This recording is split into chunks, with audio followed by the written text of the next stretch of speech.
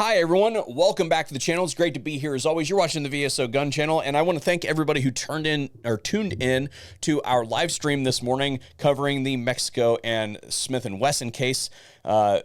Very good discussion, and I think we're gonna have some good results out of that one. It was a fun one. But today we actually have a story to cover that hits a little bit close to home for me as a content creator. And I'll talk about that a little bit later in the video, how I handle stuff like this. But many of you will hear the name Amouranth and know who it is that I'm talking about. She is a content creator across many platforms on the interwebs that has a very prolific following. And some of that is in the adult realm and some of it is not in the adult realm. I personally do not care about that. I'm a very free speech person and I'm a very pro-capitalist person. She can make her money how she wants to make her money, and that is totally her prerogative, so I have no admonishment for that whatsoever. But when you garner a huge following like she has, I mean, we're talking tens of millions of followers all told, there is an element of danger in there, and she was home invaded. So 3 men stormed her house in an attempt to gain access to a prolific crypto account that was worth quite a bit of money. And in the process, you know what, I'm just going to go for it. We always talk about classes of criminals, right? And sometimes you see criminals and you're like, wow, what a waste of talent. Like that person could have like cured cancer or something like that. And then you see the ones that are like, wow, they lick windows. So let me lay this out for you. It looks to me, and again, I'm not familiar with this person's content on the regular, but it looks to me like they live in a compound in Texas. The place has gates. That is your first sign. The second sign is that it's in Texas. And look, like I said, I'm not super familiar with this person's content, but I can tell you from looking at some of the pictures that are up on my screen right now, that those people own guns, right? As a gun person, those people own guns. They own lots of guns, okay? So the concept that you're going to break into this e-girl's place who has a huge following and has probably considered the possibility of something like this, they didn't do the math very well, and I'm not going to say anything else about the attackers except for it appears to me that at least one of them was ventilated in the process. And the only video that I've been able to recover at this juncture is the way the story goes is basically these dudes break into their house, they shoot out the door. So I'm assuming it was a glass door, and they kick open the door, and then they pistol whip her and get her to unlock her phone, basically. And that's how they were trying to do it. Well, somewhere in this exchange, they were unable to get into her crypto account. So she convinces them that they need to go get her husband. He has access to this, and he is in a different structure in the compound. If your spidey senses are not running at this point in time, then I don't know if you've got 2 neurons that fire in the same direction. She runs across what I would call a courtyard of their compound, goes into this door. These dudes are following close behind her, and very rapidly afterwards, you hear a hail of bullets. And one person at least running away saying, I'm shot, I'm shot, I'm shot, I'm shot. Couldn't happen to a nicer group of folks. Oh, right here, it's in here. I'm still coming. Come on. Go, go, go, go. Hurry up.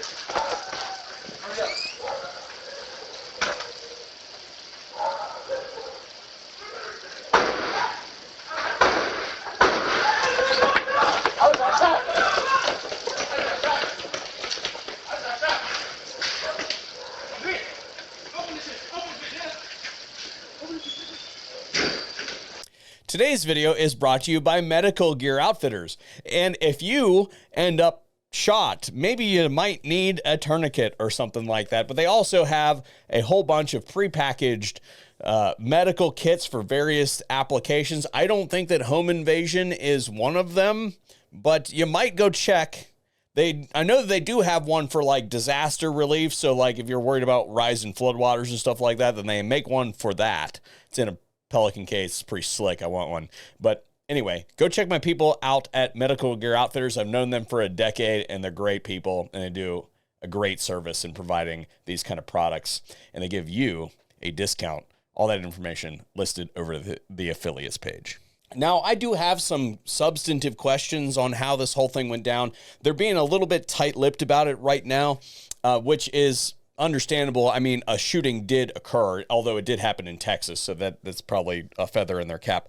But I guess what I want to dispel is there's a lot of people that are right now saying that the thing was staged for publicity purposes, and I don't believe that to be the case. First of all, someone of this woman's following does not need any additional publicity, and the amount of money that she is raking in, she doesn't really need anymore. It is illegal to shoot people, okay? I don't know if this has been thoroughly crammed into everybody's heads. It is not legal to shoot people for any purpose. There is a defense for it, though, and that is self-defense. And I think this clearly qualifies as self-defense, right?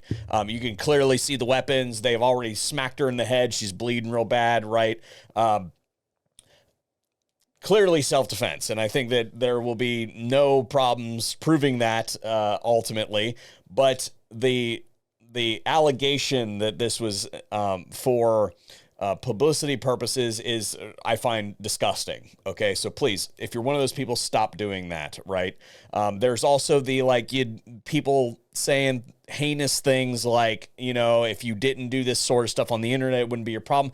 That is crap, right? Just because they work out of their own home does not give them any less protection to do their lawful business, okay? So when it comes to me, or any other streamer out there, or any other content creator that has a public-facing thing, even if it's just a website that leads to a storefront, right?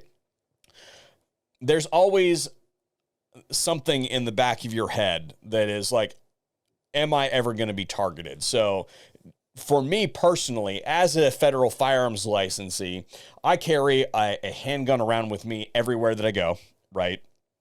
And there are some places that I go that have their own firearm already installed in it. My office gun is a special monster. For anybody who would like to come and home invade here, good luck to you, because it is a machine gun with a coupled magazine in it. So not only that, but I also have all of the entry and exit ways in this premises have at least 3 stacks of magazines moving towards the egress and ingress points. So if I try to go out that door right over there, then I will pass no less than 3 stacks of 3 AR-15 magazines that are preloaded. If I go out that door,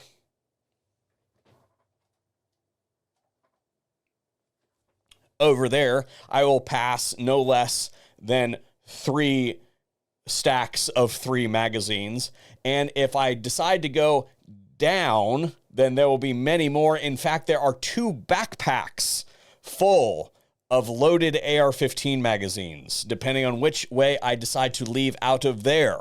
A couple years ago, I became aware of a term that I have since integrated into my premises defense plan. I was reading a Medal of Honor citation, and it said he engaged the enemy at cyclic rate. That is the intention. Do not come here. And I understand that that is probably a little bit heavy in the paranoia for some people who have forward-facing, public-facing internet presences. But it is also really important that you have multi-layered security.